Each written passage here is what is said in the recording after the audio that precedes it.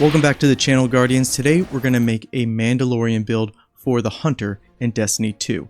Now this is going to be a very strong thematic build, meaning we're going to be making choices that might not be, I would say, meta. But don't worry, this build is going to be completely viable, I would say, in general activities in gameplay. We are going to be treating this as a build craft video, meaning we have a lot of choices to talk about and go through. But before we get started, if you guys like Destiny 2 builds that sometimes have a strong theme or just for general fun, consider hitting the like and subscribe button, and let's get started. Now, starting off with this buildcraft video, we're first going to go through our subclasses, and the archetype that we're looking for is Dinn. Now, I know that technically in the armor store, the Titans got Dinjarin's armor, and to me, that makes zero sense. They should have got Paz Vizsla instead. We should have got the Mandalorian because Paz Vizsla, he essentially acts like a Titan, whereas Dinn, he is a gunslinger, that bounty hunter, adventurer. That's a guardian hunter, essentially. But we got washed out Boba Fett instead. Not horrible, I'm just taking the helmet. But let's move on. First thing we're going to talk about are our subclasses, which ones work and then which one don't. For this video, I am going to settle on one subclass, but I do think we have a lot of options. Now, starting off with Arc Strider here, I think this subclass can work mostly because of the Beskar Spear. Now, in the Mandalorian, Dinjarin's tribe, his clan, they consider using Beskar as a weapon, kind of like taboo, but not every Mandalorian tribe feels that way. So, I think it can work, especially again, if you like the episodes where Mandalorian does use the Beskar Spear, I think Arc is your best bet. There is something like Storm's Edge as a super where he uses a knife. This can kind of work too. So if you want more of that brawler nature, I think Arc Strider's an okay choice. But we're not going to settle on this one for this video. Next up, Void and Night Stalker. I'm not going to lie, this one really doesn't do it for me. They're super with Mobius Quiver and Deadfall, using a bow. Not really the theme that we're going for. And then Spectral Blades, super sucks. We still want this to be a viable build, and unless we're doing PvP, nobody touches Spectral Blades. It's not very good. But there are some things in Void that I really like Overshield. Kind of works as like a pseudo Beskar armor. So Night Stalker, there are some things I like in it for the theme that we're going for, but overall, I think this one is a pass. Now, when it comes to Revenant, the Stasis subclass for Hunter, this one surprisingly has a lot of things I like for the archetype that we're going for. Most notably, Frost Armor. Frost Armor, again, kind of like a pseudo Beskar. They have these withering blades. Again, handy with the knife that Mando is. Handy with the knife Mando is. Pulling out a Yoda there. And then this idea of putting enemies into cryo, freezing them. We have all the stasis grenades and their abilities as well. So I think Revenant, it works kind of, but their Silence and Squall with ice picks that they throw, really not doing it there. But I will say, out of the first three that we've talked about, I think Revenant surprisingly is the best so far, but not what we're going to stick with. And the next one I want to talk about is the Thread Runner, so Strand. I actually like this one a lot because of Mandalorian's wrist wire, tying people up, throwing bolos out to, again, trap people that are running away. This works out really well. And on top of that, we get something like Woven Mail, which is going to, again, kind of like that pseudo Beskar. I think there are a lot of things going for Strand here. Now, there's Super with the Silk Strike. This would be like if Mandalorian went on a fucking rampage with a whip, kind of like Trevor Belmont from Castlevania. Not necessarily what we're looking for, but again, I think it kind of works. I actually like this subclass for the theme that we're going for a lot more than I, initially was like brainstorming about. So I do want to stow this one, but again, it's not going to be the one that we're sticking with. And then last up for, I would say, our base supers, we have Gunslinger, and I'm not going to mince words. This is the subclass that we're going to be going for. The supers, all three of them, I think work. We'll start off with Deadshot here. This is amazing for ad clear, especially if you run the new dungeon. Ads are just constantly flooding in, and if you pop this super and you're just precise with all your shots, this super here is never going to run out. It's amazing. Same goes for Marksman, Golden Gun Marksman.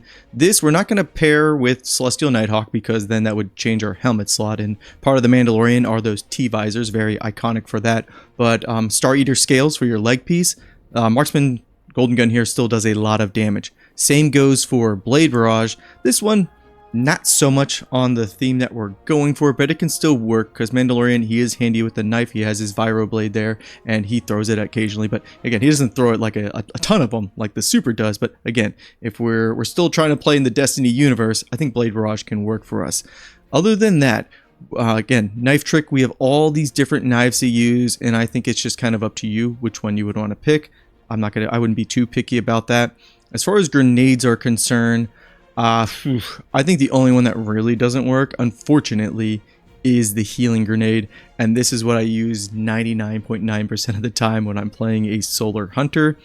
But we are going to have to change off that. Other than that, I don't want to get into the aspects and the fragments yet, because we still need to talk about prismatic. So let's do that really quick, and then we're going to circle back into creating the build.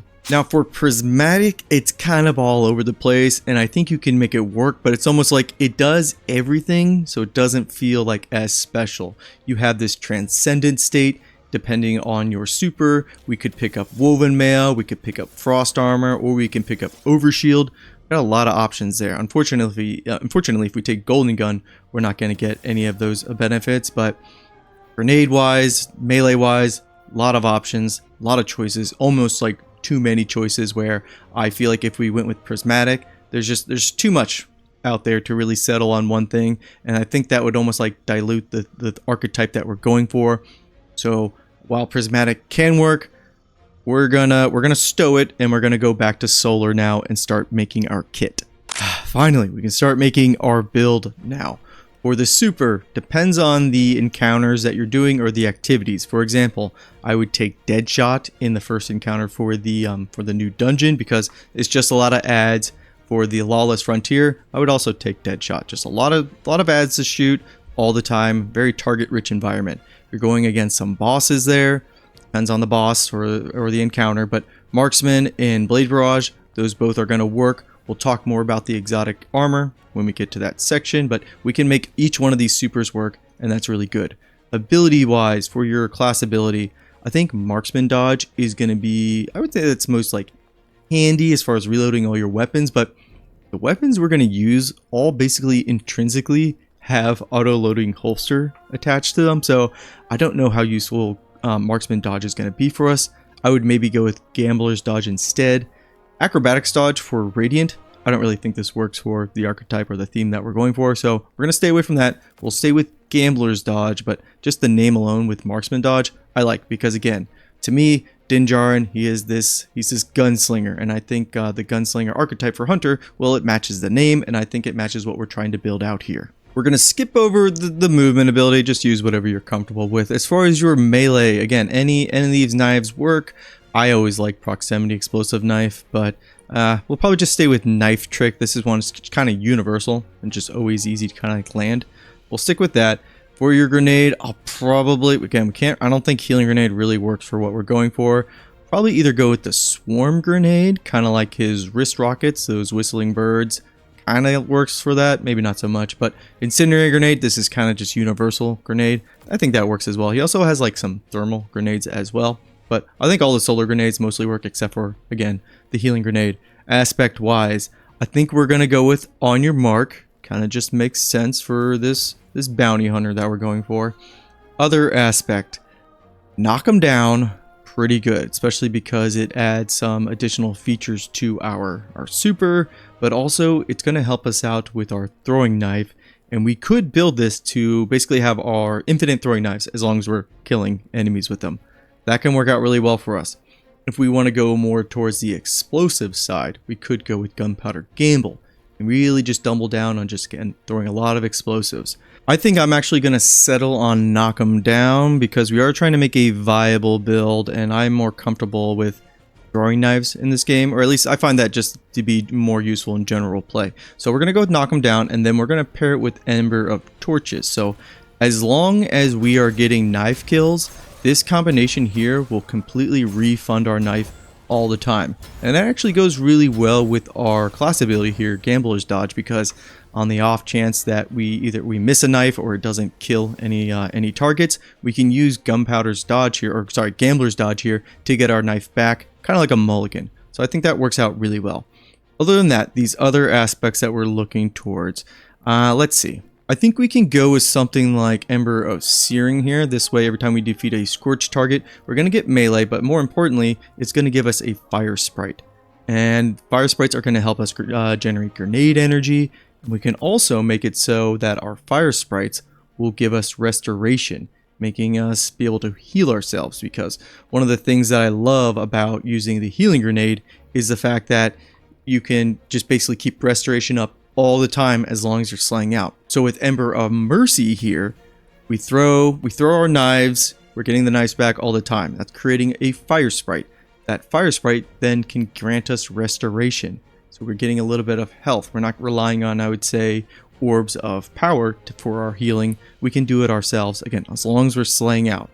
I think that makes us pretty useful. Other than that, for our last 2 slots, I think Ember of Combustion, if I can find it. Here it is all the way in the corner. Our final blows with our super cause enemies to explode. So for Deadshot there, if you hit a target, before, it takes a little bit while, it's a little bit on delay, but that target then will explode, so you only have to use 1 shot in a pack of, like, I would say just general rank and file enemies, and it'll kill them all. Very useful, very fun. You just gotta wait for that delay so you don't have to pop off every shot. I do like Ember of Combustion for this. And then for our last slot here, got a couple things. We could go with Ember of Imperium because we are using a solar ability, so we could just keep our restoration building and our radiant building as well.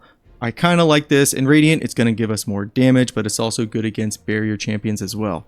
I think we'll go with Emperor of Imperium. I think this is just a very solid, kind of safe build that we're going for. Again, for general activities. We have a lot of synergy with our melee here, where we can just keep chucking this. It's going to give us a little grenade back as well. We can build this kit to be pretty useful. And alright, moving on to the weapons. Let's talk about the locked-in choices.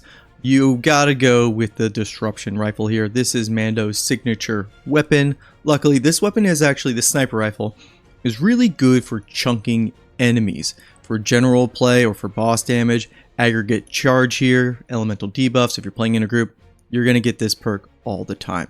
This rifle is really good. I will say, again, we're talking about the new dungeon a lot because it just came out, but the walkers in the first encounter there, something like box breathing, so you can like stay in the back and just really chunk down their damage. I think box breathing there works really well for that first encounter there. I find this to be really helpful. Other than that, I think the bitter end, because in the Mandalorian, Din Djarin does rip off like a mounted machine gun blaster every now and then. So I think the bitter end, that can work. This is also from the dungeon drop there. Same with the Viro sword here. Technically, I think this can work because Mandalorian, as far as their weaponry, they know how to use everything, essentially. So if you want to play into this sword, I think that can work too. But definitely the Disruption Rifle here, the refurbished, definitely take this or get one of these. It's just, it makes sense for what we're going for. Now for our kinetic weapons, let's move myself down here because we got, I would say, a couple choices to talk about. One is the B7 pistol here, this blaster. This thing is pretty good, goes with the theme that we're going for. Mandalorian's blaster, kind of like a Western revolver almost. Actually, I have it, hang on. You can also see, yeah, I got Mando's helmet right there too, but his blaster here, again, we don't have something that's like 1-to-1 with it, but it's kind of what we're going for. That's why I wouldn't do, say, like a blaster pistol. I would go more with a blaster hand cannon. And I think this hand cannon is really good, especially if you have something like Firefly and then Crystalline Corpse Bloom. Good combination there.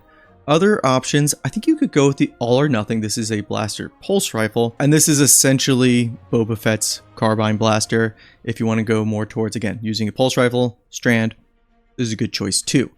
Another good option is, of course, the Praxic Blade, and that is because of the Dark Saber. Din Djarin does use it, although he lost it. Hopefully he gets it back. That was kind of a fumbled storyline, but I don't have the Taken Crystal yet. I've been farming the hell out of the dungeon, but when I eventually get this, you bet your ass you're going to be seeing it on the channel a lot. Other than that, if for whatever reason you don't have Renegades, I think using one of our just normal hand cannons work really well, especially Crimson with the exotic armor piece that we're going to be using, but we'll talk maybe a little bit more about that later. Let's move on to our energy slot. Now, when it comes to our energy slot, the only blaster hand cannon that we have is Uncivil Discourse. This is really good for boss damage if you're going to have something like Precision Instrument, pair it with Lucky Pants, and this thing absolutely goes to town. Really strong there. We would be kind of doubling up, I would say, on the hand cannon fantasy, which that works too. But you could take something like the Praxic Blade, because we actually don't have many, I would say, exotic weapons that work except for the Praxic Blade at the moment, if you want to stay in the wheelhouse of, you know, blasters and lightsabers and kind of Star Wars. So I think having Praxic Blade and Uncivil Discourse, this is good, but this is also double special, which you can actually get away with the Praxic Blade. So very viable combination here. Right, let's move back to the B7 pistol. And then some other choices here. We do have the Stormtrooper rifle, again, from the dungeon. Really, really good auto rifle. Doesn't exactly work for what we're going for as far as our archetype. Now, again, if same thing with Crimson or even Midnight Coup here. If you don't have Renegades, taking something like Trust or Luna's Howl, really strong with this solar subclass that we've built out here. I actually went through the entire legendary campaign with Trust, and it was amazing. This old ass hand cannon, yeah, it still puts out. But I actually think using return memory here, because it's a micro missile frame. Again, going back to those wrist rockets, this is a strong combination here that I like, and it's solar and all. Well, servers went down. I guess I'll be right back. Alright, and we're back again with the energy weapon here, this rocket assisted sidearm.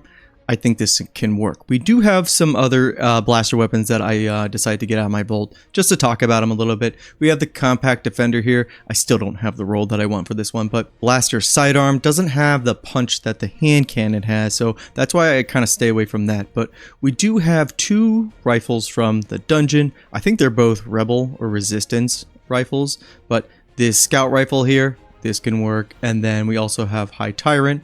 Again, another, well, this is actually a Void Pulse Rifle. I really like this one as well. I think, again, this one is a Resistance rifle, but I could be wrong. But those are kind of the energy weapons that I think we should be sticking towards. Now, let's move on to our armor. Now, real quick with our armor stats. I have this one built more for boss damage. You either want to focus on, actually, you want to focus on both your super stat and your weapon stat. I'm leaning more towards my super doing more damage, but again, this is for boss damage.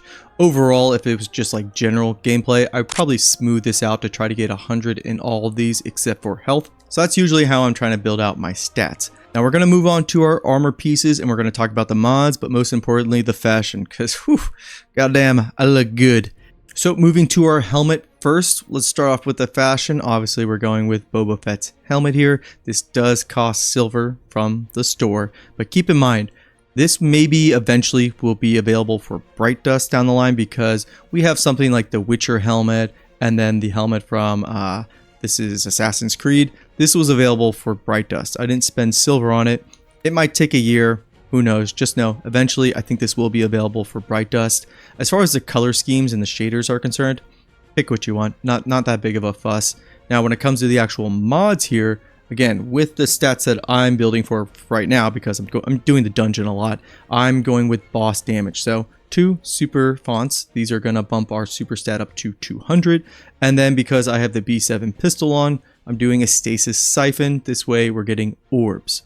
And then moving on to our gauntlets, obviously the cosmetic that we're going for is the Boba Fett one. I think this just looks nice, but also something like Vanguard Dare Grips here. This is also, I think, from the store. These just universally look badass, and I think they can go with most outfits or costumes. For the other mods though, for your mods, just building into all those melee strikes that we're going to be doing with our knives. So heavy-handed, impact induction, and then focusing strike. I really wouldn't change too much when it comes to something like boss damage. I think what we have here is pretty good for both general play, and then obviously when you have encounters that has a boss at the end, I would just leave this as is. For our chest piece here, we're going with the Crimson Plume Vest here. This is from PvP. You can still get it. I think you just have to go up to Shacks and then buy from them. We obviously have the Boba Fett's chest piece, but not the biggest fan of it just because it's got like that sash at the bottom. Just not vibing it. Another really good one that people were asking in the last video was this one here, the Thunderhead Vest. You get this from the Lightfall campaign. It's either the campaign or just the general activities in on Neptune. I really like this one. Has the knives across the chest place there. Kind of fits into what we're doing as far as throwing a lot of knives.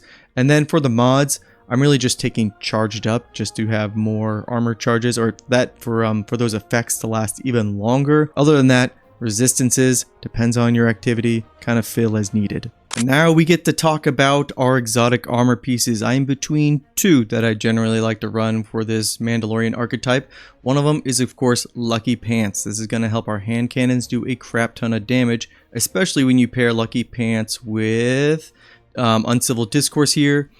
Really strong combination there. Even better if we take Crimson as our primary, we get 2 Crimson volleys off, and then we switch to Uncivil Discourse with Precision Instrument. Oh, it does a lot of damage for just a primary and a special ammo with their exotic piece. Insane. Really strong. So that is a good combination there, but for general gameplay, yeah, you can just keep on your sidearm and then use the B7. That's going to be always just universally good. The other pants that I like to wear, or leg armor that I like to wear for this exotic, is Star Eater Scales. This is obviously going to be more tuned for boss damage, and if you don't have the Deep Pockets ornament, unfortunately Star Eaters is going to look like this. I don't know about you, but it definitely kills the vibe for the Mandalorian. So this is why I said this is a strong thematic build, and we're trying to fit into an archetype as far as Din Djarin, and not so much a meta pick for a hunter, because this just kind of ruins it. Works really well with Deep Pockets. You get Star Eater Scales. That can work. But I understand if you don't pick it, if you don't have this hunter ornament, because I probably wouldn't even be bringing up Star Eaters if I didn't have this Lucky Pants ornament to put on here. So Bungie may be pushing us towards the store a little bit. Anywho, that's kind of what I'm going with there. As far as your armor mods are concerned, it depends. Boss damage, obviously any surge that you're doing as far as your weapons, but for general play, orb-wise, we're going to be making a lot of them. Maybe recuperation, and then something like insulation and absolution, really just to help out our ability energies. That can be pretty strong, pretty universal there. Cloak-wise, I am actually using the Wolveswood cloak. I think this is an Iron Banner cloak. But you have to have the right shaders, because if you don't have the shader on, you'll notice that you get that tree in the back of on as far as the art design. I don't really like that. So you have to use a shader like Masonry to get rid of that tree art. Other than that, of course, again, Boba Fett's jump pack there, that can work too. I go between these two depending on how I'm feeling. What's cool about these jump packs are when you jump, the thrusters actually activate. And then I didn't mention it with the helmet there, but when you aim down sights or ADS, the little reticle there will flip in front of his visor there. Really cool. Just some like little tidbits, but obviously if you're aiming your weapon in first person, you're never going to see that. So your friend would have to point it out to you. But that's what we're going for there. Mod wise with your cloak, really again, depends on your activity, because if I'm going for boss damage, I'm going to put on some time dilation and then maybe powerful attraction just to pick up orbs when we use our class ability. Really up to you. I'll keep these two in, and then maybe I'll put in Bomber. But here's a snapshot of all the armor mods, and this is going to be tailored towards general gameplay, something like the Lawless Frontier. If you're doing an encounter that has a boss, obviously you're going to have to tailor and switch around a few things that we already talked about as far as our equipment options. Alright y'all, that's the build. That's the video. As far as building out a Mandalorian, this is the way. But really, there are a lot of ways you could make a Mandalorian in Destiny 2. I just feel like this has all come full circle now that we have basically the Mandalorian armor. Yes, it costs silver. That does suck. It was my one rule that I didn't want to break, but I said in my Edge of Fate kind of review that if they ever had the Mandalorian come on the store, well then I'd have to get it. I just have to. I have the poster right there. I got the helmet. I got the blaster. They already had me. They already had me. But anyways, if you made it this far, let me know how you would build out a Mandalorian, especially you Warlock and Titan players. This is just for the Hunter, but I'm not saying that you can't make a Mandalorian on those other two classes, so let me know how you guys would build them out in the comments below, and I will see you next time. Peace, and take care.